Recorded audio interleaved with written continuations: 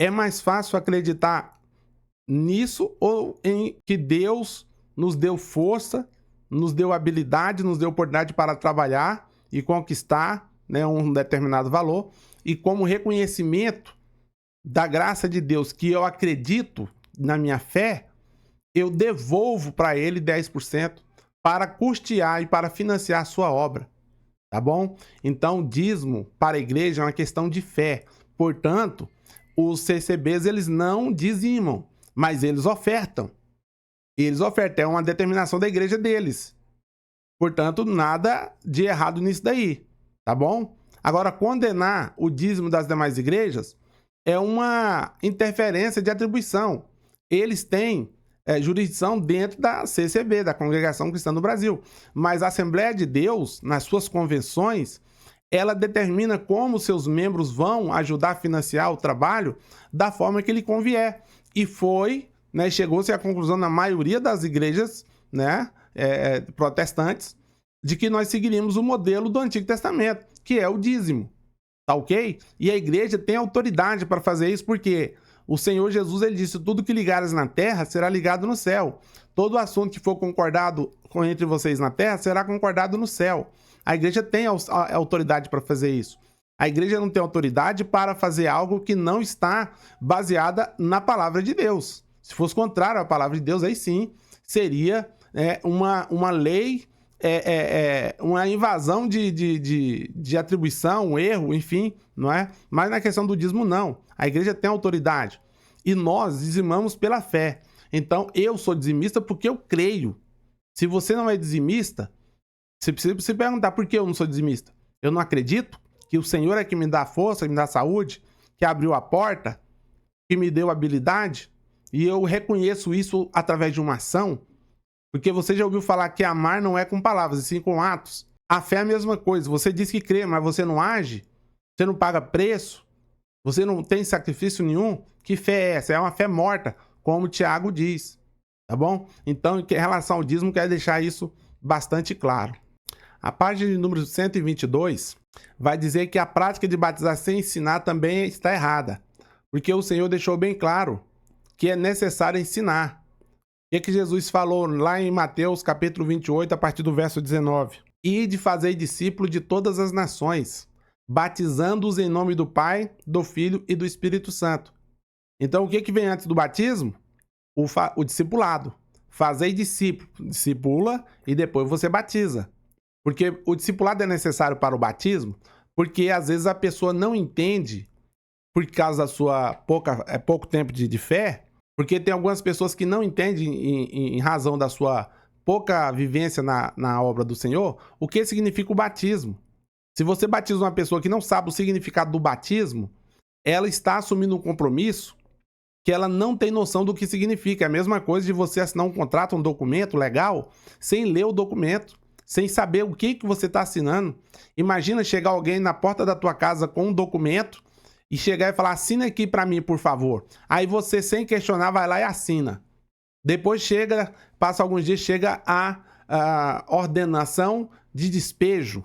A ordem de despejo. Por quê? Porque aquele documento que você assinou, você estava cedendo a sua casa para outra pessoa. Legalmente, você assinou. O batismo, ele é um compromisso público e físico de que a pessoa está fazendo um compromisso de servir a Deus e obedecer às suas regras, os seus mandamentos, as suas ordenanças. Como é que eu vou batizar uma pessoa sem isso? E, infelizmente, os CCBs fazem muito isso. Eles batizam a pessoa sem que a pessoa ainda tenha entendimento algum do significado do batismo. O seu ensinamento de que só pode orar de joelho não está de acordo com a Bíblia, sim, em seu modo rude de ensinar, porque a Bíblia nos mostra maneiras e postura de oração. Aí você vai ver pessoas orando ajoelhadas, pessoas orando deitadas, pessoas orando de pé, pessoas orando dentro de caverna, né? Os irmãos sabem que eu sou cadeirante, eu não ajoelho, não tem como eu ajoelhar. Então como é que eu oro se eu não posso ajoelhar? Aí eu não posso falar com Deus porque eu não posso dobrar os meus joelhos? Você está entendendo a complexidade do assunto? Então, agora, se você pode tirar um período de oração, né, E ajoelhar, o que significa ajoelhar? Ajoelhar é sinal de reverência, sinal de reconhecer a outra pessoa superior a você. E qual é essa outra pessoa? Deus. E aí você dobra os seus joelhos e ora. Ah, eu estou com preguiça, eu vou orar deitado. Bom, eu tenho uma certa desconfiança de se Deus recebe ou não esse tipo de oração, tá? Pode ser que ele receba, pode ser que não. Eu desconfio que não. Mas aí não é uma afirmação, é uma desconfiança. E eu baseio a minha desconfiança em Gênesis 4, quando Caim e Abel ofereceram um culto ao Senhor. Deus recebeu o culto de Abel, mas rejeitou o de Caim. E o texto fala porque ele não fez direito, tá? Então, se você pode ajoelhar, por que não ajoelhar?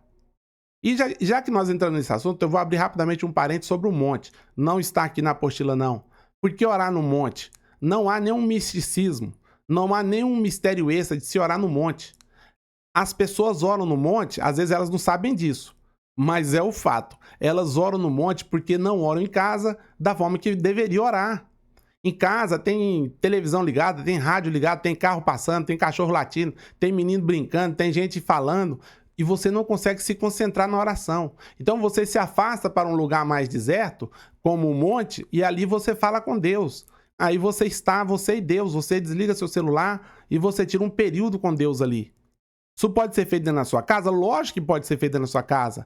Aliás, Jesus fala, quando você precisar orar, entra para o seu quarto, fecha a sua porta e fale com o Senhor em secreto. Só que o problema é que, às vezes, nosso quarto ele não é um local exclusivo nosso. Tem outras pessoas que frequentam esse ambiente. Logo, ele deixa de ser secreto. Aí eu recorro ao monte, mas eu posso ir para um outro local, né? Uma floresta, um parque mais isolado? Posso. O que vale é a sinceridade da oração, o reconhecer Deus como o nosso único e suficiente Salvador. Isso é que vale na oração, né? Confessar os nossos pecados, reconhecer a nossa pequenez. Agora, a posição que nós estaremos orando, ou o local em que nós estaremos orando, não é predominante, não é doutrinário, jamais, tá ok? Deus abençoe os irmãos que têm entendido isso daí. Porque às vezes até muito crente que faz campanha de monte, porque acha que monte é místico. Eu faço campanha de monte. Quando alguém me leva para o monte, eu vou. Com muito prazer, eu tenho desejo de estar no monte. Por quê? Porque pelos motivos que eu acabei de citar. Né? O monte é um local onde você fica ali a sós com Deus. Você pode orar, ficar à vontade para falar das suas angústias, das suas dúvidas, né? Confessar os seus pecados diante de Deus sem problema nenhum. É muito bom estar no monte. Eu confesso que gosto. Agora, não tenho muita oportunidade, que eu tenho que ter alguns voluntários para me levar até o monte, né? Os irmãos sabem da minha situação. Especialmente a irmã Valdinete, a irmã Cleusa, né, o nosso irmão evangelista Luiz, a missionária Valdinete, teve uma experiência, eu acredito que bastante desagradável, da última vez que a gente foi no monte. O carro não conseguiu subir até o topo do monte e eles inventaram de me levar até lá na mão, na cadeira de rodas. E eu falei, gente, eu oro aqui no carro. Não, você vai com a gente. O arrependimento da parte dos irmãos. Deu um trabalho para chegar no topo desse monte. Ainda tenho que chamar mais umas 2 pessoas que estavam orando lá para ajudar, né, a arrastar a cadeira até o topo do monte. Então, não foi uma experiência boa para eles, não. Da próxima vez eles vão me ouvir e vão me deixar orar no carro, caso o carro não consiga ter o acesso ao cume do monte, né? Ora, igual eu acabei de falar, eu estaria no carro, estaria sozinho, teria meu momento com Deus, sem problema nenhum, não é? Mas os irmãos preferiram me levar, deu um trabalho, pensa no trabalho que deu. Louvado seja Deus. Irmãos, continuando, página 127, a religião Seishenoye. O movimento Seishenoye é uma mistura mal feita de shintoísmo, budismo e cristianismo. Afirma ser a harmonia de todas as coisas no universo e a reunião de todas as religiões. Ensina que Cristo, na Judéia, Buda na Índia e o shintoísmo no Japão, que vencera miríades de deuses. Geralmente eles atribuem o mesmo personagem com nomes diferentes, não é? Eu trabalhei para um pessoal japonês que praticavam o Seishenoye, né, como religião. E aqui já logo de cara já tem um problema sério. A palavra do Senhor fala que é sim, sim, não, não. O que passar disso é descendência do maligno. A palavra do Senhor em Efésios capítulo de número 6, versículo de número 11, vai dizer o seguinte: e não concordeis com as obras infrutíferas das trevas, antes condenai-a. E todas as religiões, elas têm heresias, as seitas. Como é que eu posso me aliar com uma seita? A Bíblia fala que eu não posso me constituir amigo do mundo, porque eu me torno inimigo de Deus por causa disso. Logo de cara, nós já temos um problema. É o sincretismo religioso. Sincretismo significa a mistura de várias religiões. A Bíblia, ela é muito clara em dizer que nós temos um só Deus, nós temos um só batismo, nós falamos uma só língua, nós temos um só sentimento, uma mesma fé. Não existe essa de juntar e se misturar com outros povos. Agora, existem exceções. Eu já estive em locais em que outras pessoas de outras religiões também estavam, mas isso é circunstancial, não é algo de ajuntamento para ter comunhão espiritual. Não é possível fazer isso. Eu já estive em ambiente espírita, a trabalho, e uma certa feita, os irmãos vão se lembrar, fizemos um velório de uma senhora que era uma ente querida de um parente da nossa congregação à época, e ela veio a falecer, trabalhava em um colégio católico, então praticamente todos os funcionários e integrantes daquele colégio veio para o velório, inclusive o padre, que era o diretor daquela escola, e eu o recebi muitíssimo bem, com todo respeito, como autoridade, não é? Que de fato um diretor de uma escola, uma pessoa que pratica o bem para o próximo. O velório foi feito dentro da nossa igreja. Ele me pediu permissão para que as crianças ali que tocavam, que eram músicos, fizessem ali uma apresentação de homenagem para aquela falecida que, né, havia partido, e eu prontamente disponibilizei ali o espaço para eles. Isso é uma exceção, irmãos. Sincretismo é quando você se une de forma voluntária para fazer união entre religiões. Eu não estou falando entre denominações. Não tem problema nenhum, né, uma festividade da igreja vir outras denominações que sejam evangélicas participar da festividade. Isso chama-se comunhão. Sincretismo é quando você junta com outras religiões, tá ok? Fique bem clara essa questão aí, porque tem pessoas que têm uma dificuldade de entender a diferença entre você civicamente estar se relacionando com pessoas de outra religião, como espiritualmente. Espiritualmente, nós só nos relacionamos com os irmãos que professam a mesma fé que nós, baseados não no que a gente acha ou deixa de achar, mas na palavra de Deus. Ó, quão bom e quão suave é que os irmãos vivam em união.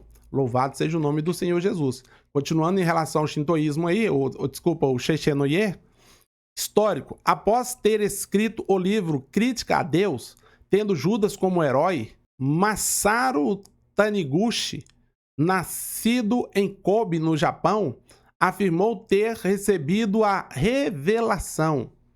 Não é uma revelação, viu, irmãos? É diferente. A revelação é um artigo definido. E começou a escrever a revista Sheshe-no-ye, lá do progredir infinito. Sheshe-no-ye significa lá do progredir infinito, e começou aonde? No Japão. E com o seu primeiro número publicado em 1930, deu início ao movimento Sheshe-no-ye, afirmando ser o movimento da iluminação da humanidade. Em 1932, Taniguchi publicou o livro A Verdade da Vida. A obra, que contém filosofia de movimento, hoje com mais de 12 milhões de exemplares. A gente, às vezes, provavelmente alguns dos irmãos nunca tinham ouvido falar na religião Sheshe-no-ye, mas ela é a principal religião do Japão e é praticada nos 5 continentes. Tem pessoas dos 5 continentes que praticam o Sheshe-no-ye. Sabe aquelas pessoas que ficam na praça fazendo kata, como se estivesse ali treinando karatê, bem lentamente? Aquilo ali é uma prática do Sheshe-no-ye, né? É uma palavra difícil de falar, não é Sheshe-no-ye, é Sheshe-no-ye, né? Vamos respeitar, como falei, o pessoal que acredita nisso. Mas eles, obviamente, fazem uma bagunça em relação ao princípio da religiosidade aí. Suas doutrinas. Esta seita, como as suas irmãs, ou seja, as outras seitas, tem a crendice na base da compensação no campo material, saúde, dinheiro, bem-estar.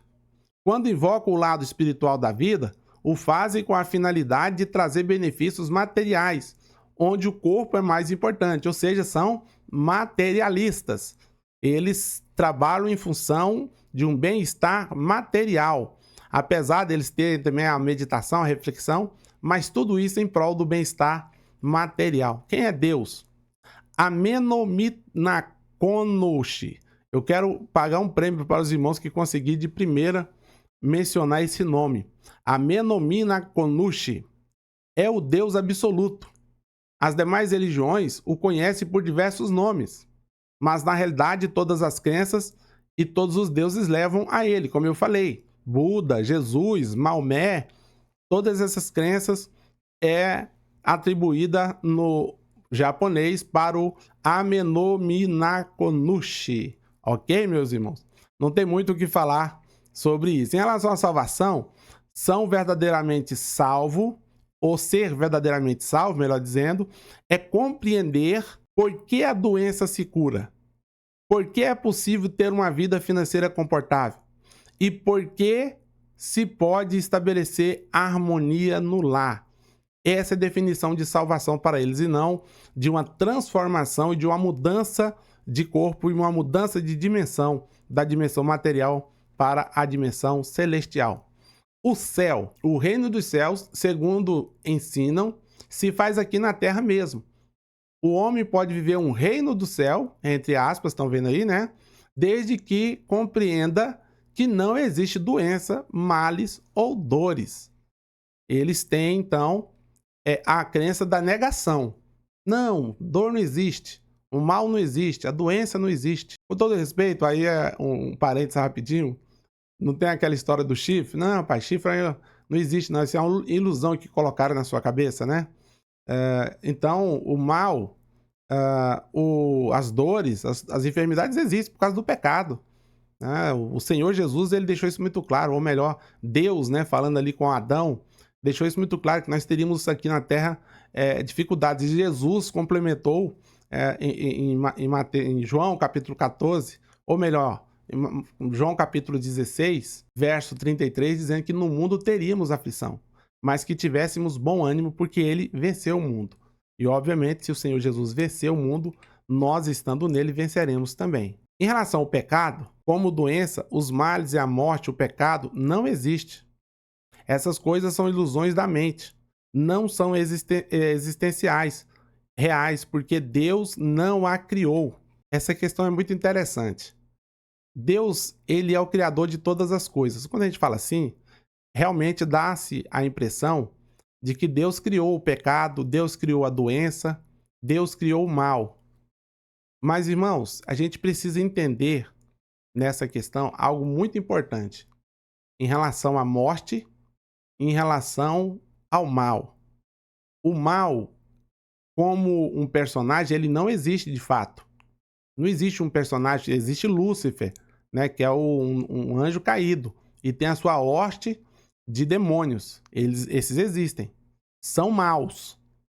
Mas o mal como um personagem, assim como Deus, Jesus Cristo, Espírito Santo e Satanás, o mal não existe. O mal é a ausência do bem. Assim como a escuridão é a ausência da luz. Como o ódio é a ausência do amor. Você está entendendo? Então, Deus não criou o mal. A morte é outra coisa. As pessoas acreditam num tal de anjo da morte. Aonde você encontra esse anjo da morte? Porque se ela é um anjo, ela não é onipresente. Só Deus, Pai, Deus Filho e Deus Espírito Santo é onipresente. Como é que uma pessoa pode morrer ao mesmo tempo no Brasil e na China? Morre nos Estados Unidos e na África ao mesmo tempo, no mesmo instante. Como é que essa morte estaria em vários lugares ao mesmo tempo? Ela é onipresente? A morte, ela é a consequência da falência múltipla dos órgãos de um ser humano. Nós temos um ciclo de vida que se encerra. E quando ele se encerra, a gente morre. O apóstolo Paulo, ele escrevendo aos Coríntios, ele vai falar que o último inimigo a ser vencido vai ser a morte. Então se dirá, onde está a morte, o teu aguilhão? Onde está a morte, a tua vitória? Mas quando ele diz isso, o último inimigo a ser vencido é a morte, é porque neste momento ele está falando aí do arrebatamento da igreja, do encontro da igreja com Cristo e da eternidade. Na eternidade não haverá morte, portanto a morte vai deixar de ceifar pessoas. Logo ela será vencida porque ninguém vai morrer depois na eternidade. Mas até o juízo final, nós temos pessoas que vão morrer até o juízo final. Aí depois vai haver a ressurreição do juízo final, né? E vai ser lançada aquelas pessoas que escolheram ir para o inferno, serão lançadas lá, porque elas escolheram, não é? E outras serão destinadas ao céu. Eu não vou entrar aqui no mérito. Alguém vai falar, mas arrebatamento da igreja é outra matéria. É outra matéria e eu não tenho tempo para discutir essa matéria aqui, tá bom? Mas obviamente, tem base bíblica para isso. Só não vou discutir aqui por causa do tempo. Nós estamos falando aqui de seitas e religiões, tá bom? Qualquer coisa, se alguém tiver dúvida sobre isso, pode mandar uma mensagem e nós estaremos conversando sobre esse assunto de forma mais detida. Mas se você ler também a sua apostila número 7 de escatologia, você vai entender do que eu estou falando. Religião budista. O budismo é religião tão falsa como as outras do seu tipo, surgindo em meio às confusões religiosas e herdando a milenar sabedoria dos Vedas, que é um secto, né? Um sectarismo lá da Índia, e as doutrinas do brahmanismo. O budismo é um misto de filosofia e espiritismo que visa endeusar o homem. Siddhartha Gautama, que é o vulgo Buda, né? O iluminado, fundador do budismo, ele nasceu por volta de 563 anos antes de Cristo. Veja que curioso, né? Jerusalém foi destruída um pouco antes de Buda nascer. Ela foi destruída no ano de 586. Buda nasce no ano de 563. Quase 20 anos, 17 anos depois da destruição de Jerusalém, ele vive cerca de 80 anos. E ele nasceu em Lumbini, atualmente fica no Nepal. Mas a época era domínio indiano. Por isso se diz que Buda era indiano, tá bom?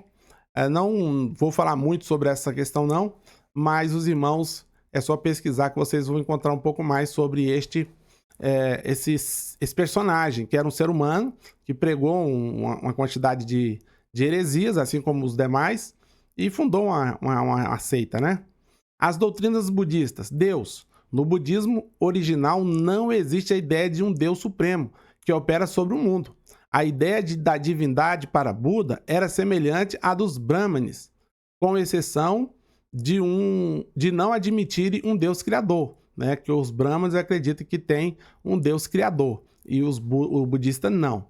Universo. O budismo difere do hinduísmo acerca da concepção do universo. As criações periódicas dos sistemas cósmicos são regidas por uma lei eterna e o processo nunca teve começo nem jamais terá fim. Você se lembra que nós falamos ali há pouco sobre uma seita também que não acreditava no início das coisas, né? Os Mormons? Pois é, os budistas também têm essa mesma ideia aí. Nirvana é a absorção do homem pelo Supremo Espírito do Universo. É a extinção do ser quando toda a ideia de personalidade individual cessa.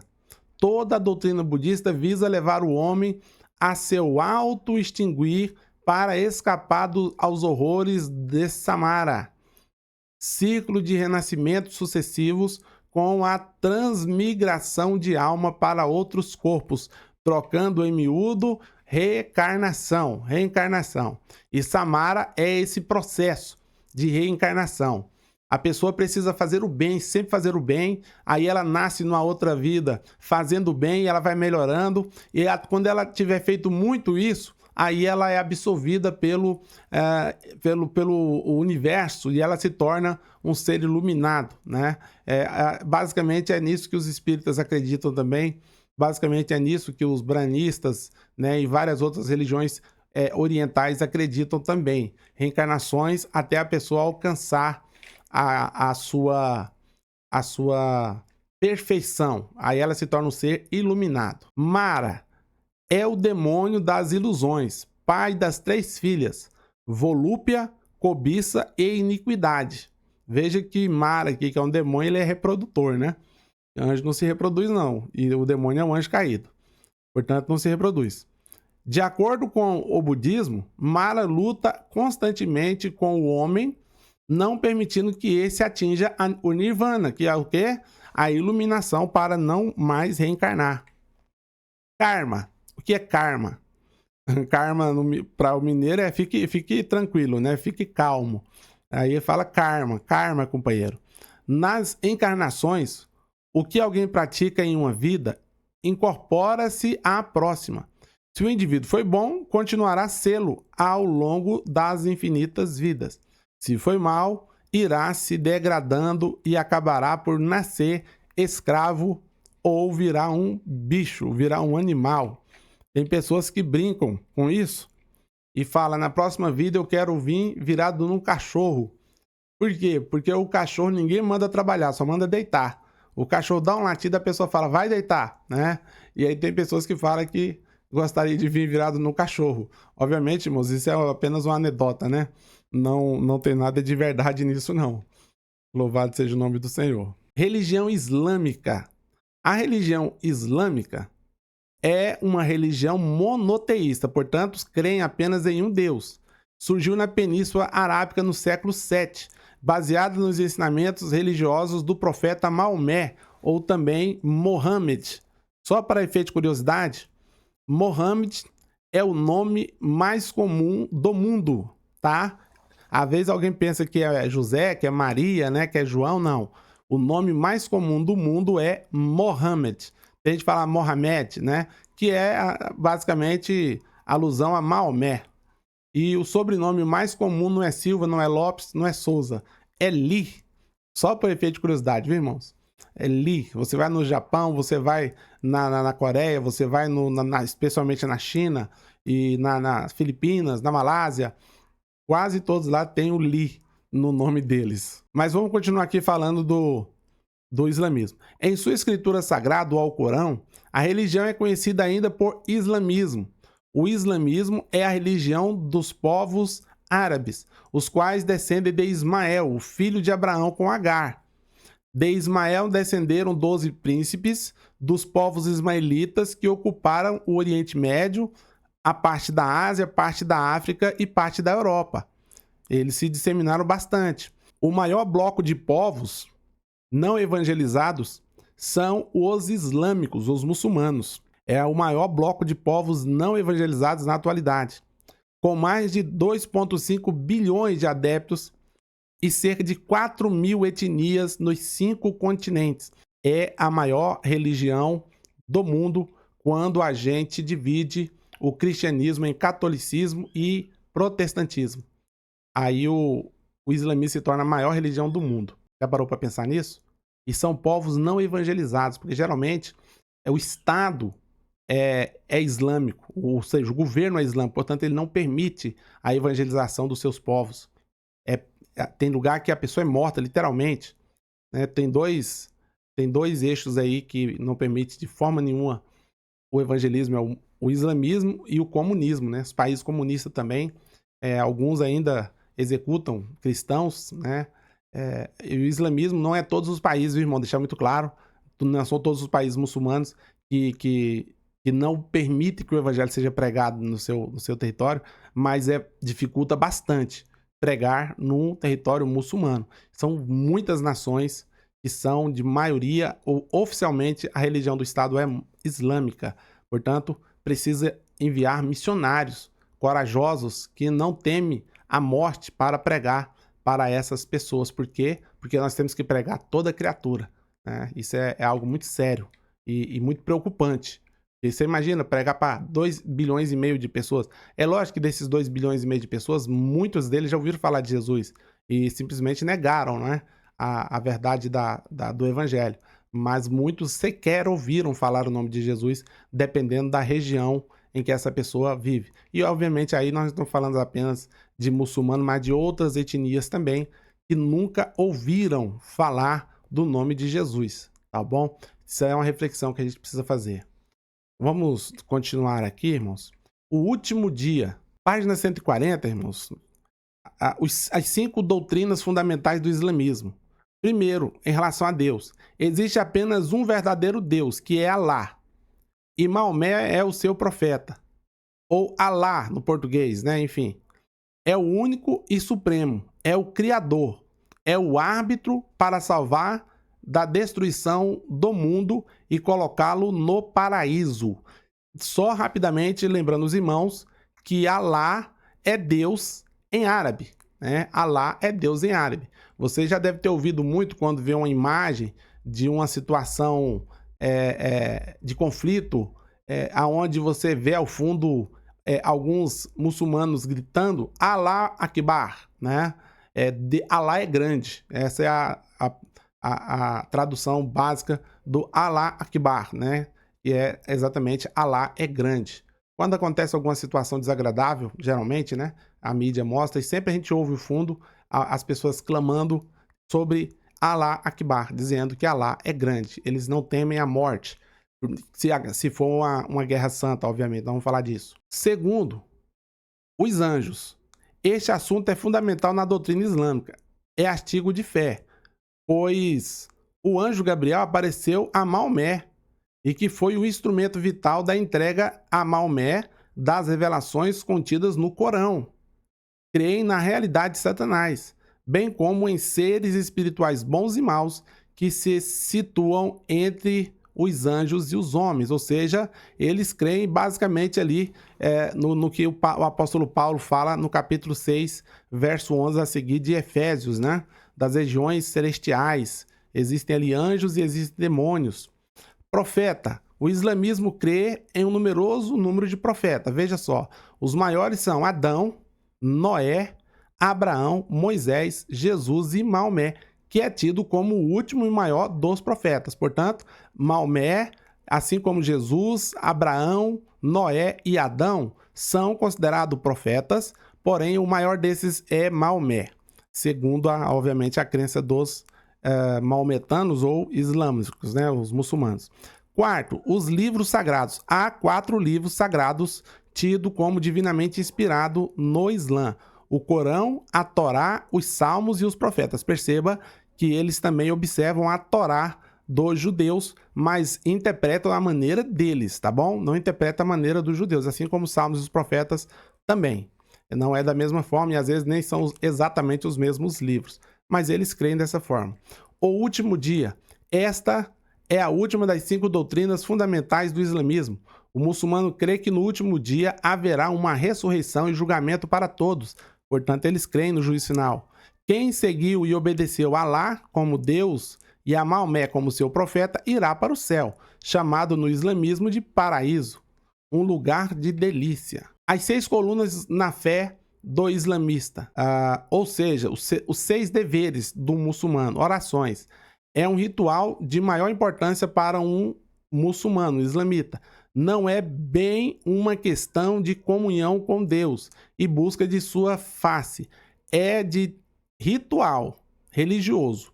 São 5 por dia, as orações desse ritual. Ao levantar-se, ao meio-dia, no meio da tarde, ao pôr do sol e ao deitar-se. São 5 orações obrigatórias que o muçulmano faz e a pessoa deve fazer isso, essas orações voltadas com a sua face para Meca, que é a sede mundial do islamismo.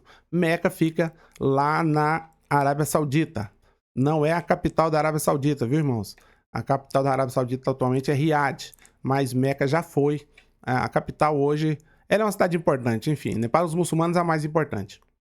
Jejum. O mês do Ramadã, o 9º do calendário maometano, que corresponde ao nosso mês de setembro, é tido como o mês santo de jejum, durante o qual todo fiel muçulmano deve jejuar todos os dias, durante os, não sei se são 30 dias, um mês desse, mas deve ser, durante os 30 dias, né, do nascer do sol até o pôr do sol. Tem crente que no jejum nem até às 10 horas já está pedindo lanche na igreja, né? Faz consagração até 9h30 para lanchar às 10 horas. Veja aí o exemplo dos muçulmanos. Eles creem que precisa jejuar uma vez a cada dia durante um mês inteiro do ano, desde o nascer do sol até o pôr do sol, né? Este tempo de jejum visa desenvolver o autocontrole, a devoção a Alá e identificar-se com os que nela têm, né? Os que nada têm, melhor dizendo. Esmolas é a terceira das colunas de fé. A princípio, dar esmolas no islamismo era algo voluntário, mas depois todo islamita passou a dar esmolas por lei, 1,4 avos da renda para os indigentes. Esse fato de dar esmola influi na salvação. E acredite, irmãos, 1,4 de renda do muçulmano, dependendo do país que ele vive, é uma grana, viu? Porque muitos países muçulmanos ficam nas regiões, né, de produção de petróleo, são países milionários, né? Então esse 1,4 avos aí, né, seria de 12 reais, R$ 1,04, eu acredito que seja isso. Mas para o muçulmano isso aí pode ser uma bela de uma grana, por quê? Porque eles são muito bem sucedidos, não todos, mas uma boa parte deles tem uma renda considerável. A peregrinação a Meca. Todo maometano deve fazer uma peregrinação a Meca, pelo menos uma vez na vida. No caso de velhos, doentes, espera-se que eles enviem alguém em seu lugar. Tal peregrinação também afeta a salvação, segundo o ensino deles. Uma vez na vida, a pessoa precisa ir na Arábia Saudita fazer uma visita para Meca. A Guerra Santa. Associado aos 5 deveres acima relatados, há outro, a Jihad, a tal Guerra Santa Árabe. Isto é, ir à guerra quando o caso justificar para defender o Islã ou para propagá-lo. A Jihad Islâmica, não é? Ela é a famosa Guerra Santa. Agora eu preciso deixar algo muito claro para os irmãos aqui, porque quando falamos de muçulmanos, às vezes existe um preconceito contra a comunidade muçulmana, acreditando que todo muçulmano é violento, todo muçulmano deseja a morte do seu semelhante, e não é dessa maneira. O muçulmano, tem muito muçulmano caridoso, muito muçulmano solícito, muito muçulmano que interpreta o Corão de forma diferente dos radicais. Radicais muçulmanos são perigosos. Aí temos aí alguns terroristas, mas são só muçulmanos? Não. Lá na Europa tem vários grupos terroristas lá que não são muçulmanos. Na América do Sul tem vários grupos terroristas que não são muçulmanos, mas que são, às vezes, até piores. Você tá entendendo? Então a maldade é a ausência do bem, a ausência da presença de Deus na vida do ser humano, tá? Então esse preconceito não pode perdurar sobre os muçulmanos. Não concordamos com a fé, né, da forma deles creem, mas nós respeitamos a forma deles creem. E precisamos entender que não são todos muçulmanos que são terroristas ou homens-bombas, né? Isso aí é uma parcela muito pequena dos muçulmanos. Imagina, irmão, estamos falando de 2,5 bilhões de pessoas. É o maior grupo étnico da Terra. Se todos eles fossem terroristas, já tinha acabado o mundo, já só existia muçulmano sobre a Terra, né? Na página 146, também temos a seita chamada Tabernáculo da Fé. Esta igreja é chamada também de Brahmanismo, devido ao seu fundador, que é William Bryan. O nome dele é William Mohan Braham. Acho que é Braham a pronúncia. Teve início nos Estados Unidos. Ele ensinava no princípio do seu ministério que Jesus é um ser criado e, portanto, ele não é o eterno Filho de Deus. Braham começou suas atividades por volta de 1933. Em 1946, portanto, 13 anos depois, ele conta que viu um anjo, o qual conferiu-lhe poder de fazer curas. Se você ler o livro de William Braham, eu já li, tem uma quantidade absurda de curas que, segundo ele, Deus usou para fazer. Se você ler o livro de Mohan Bryan e não conhecer as doutrinas que ele defendia, você acredita que ele é um dos maiores homens de Deus que já existiu, porque os relatos de cura, inclusive noticiado em jornais, é um negócio impressionante. Lembrando que ele já é do século XIX, do século XX, né? Portanto, já existem alguns documentos aí em jornais sobre a vida dele. Mas acredite, ele defendia uma seita. Doutrinas do Tabernáculo da Fé. Nós já falamos aqui que eles não crêem em Jesus Cristo como sendo o Filho de Deus, e sim como uma criatura, arianismo, nós já falamos aqui do arianismo, né? Doutrina do Tabernáculo da Fé. Eles creem e ensinam que o Pai, o Filho e o Espírito Santo são uma única pessoa, a saber, Jesus. Ou seja, eles são unitaristas, né? Unitaristas ou unicistas, como queira. Mas eles não creem na Trindade. Maçonaria, sociedade secreta? É uma pergunta, né? Na página 149. A maçonaria é uma sociedade secreta de fins filantrópicos e humanitários? É uma falsa religião? Embora alguns maçons façam questão de afirmar que a maçonaria não é uma religião, mas altas autoridades maçônicas no mundo se referem a ela como tal. O dicionário de maçonaria tira-se a seguinte definição que deixa claro o seu aspecto religioso. É um sistema sacramental que, como todo sacramento, tem um aspecto externo e visível. Consiste do seu cerimonial, as doutrinas e símbolos, e outro aspecto interno, mental e espiritual, oculto sob as cerimônias, doutrinas e símbolos acessíveis só ao maçom. Esse é o dicionário da maçonaria que traz a definição. Portanto, não há dúvida de que é uma seita, não é apenas uma sociedade. A estrutura maçônica. A maçonaria é organizada em ritos, sendo estes divididos em graus.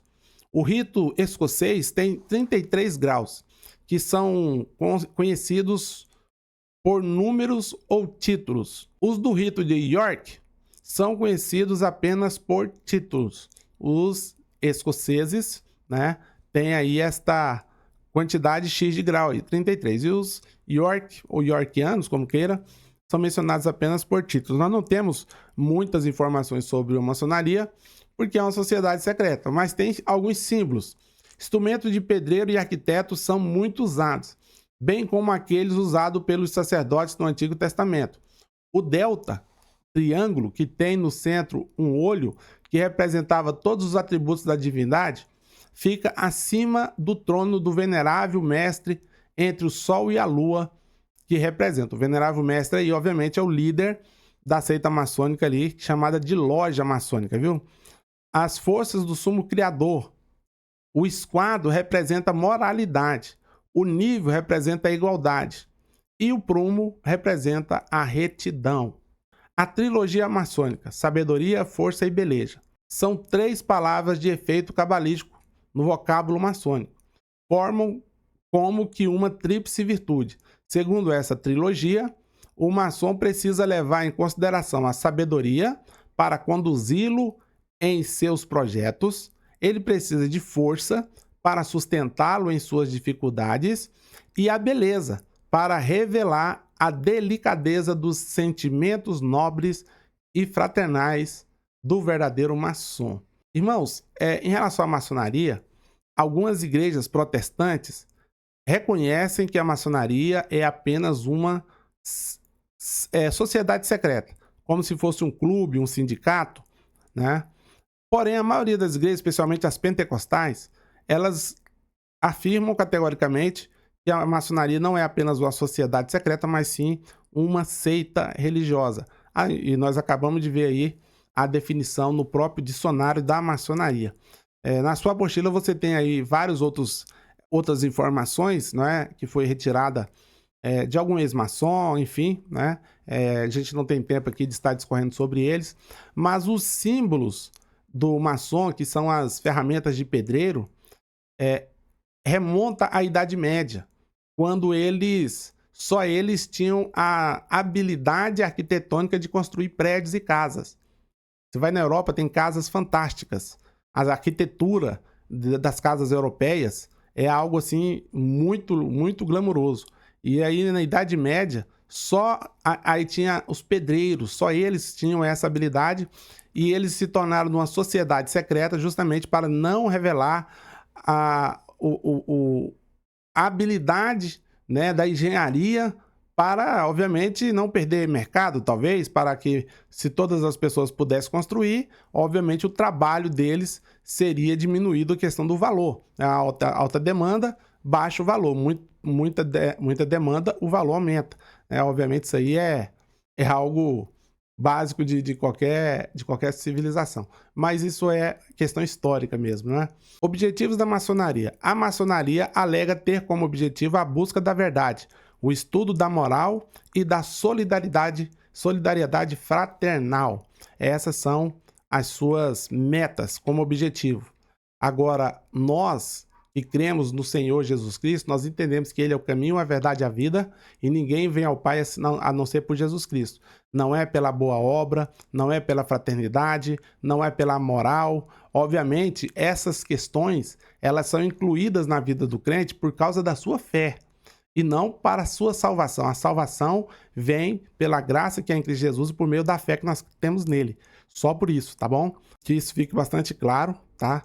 Para que os irmãos não confundam, porque essas religiões crescem muito, o espiritismo, falei disso nas aulas passadas, essas religiões, porque elas têm um viés fraternal muito grande, solidário muito grande, para atrair pessoas após si, e elas acreditam que fazendo isso elas alcançarão a salvação.